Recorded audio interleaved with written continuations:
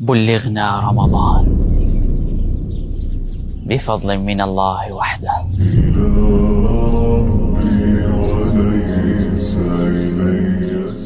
ألا ترى أنه دائما ما يأتي رمضان في موعده المناسب؟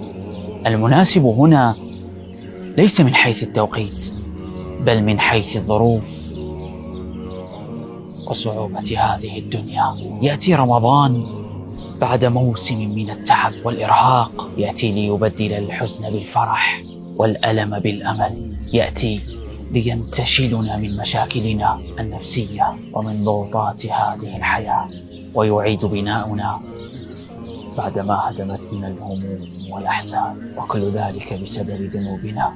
لكي يكون هذا رمضان تغيير، كل شيء يضيع وقتك ويعرض في رمضان سوف يعاد بعد رمضان،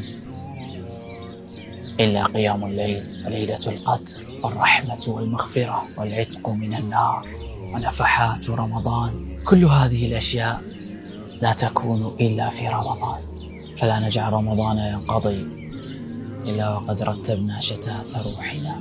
مبارك عليكم الشهر، وكل عام وأنتم إلى الله أقرب.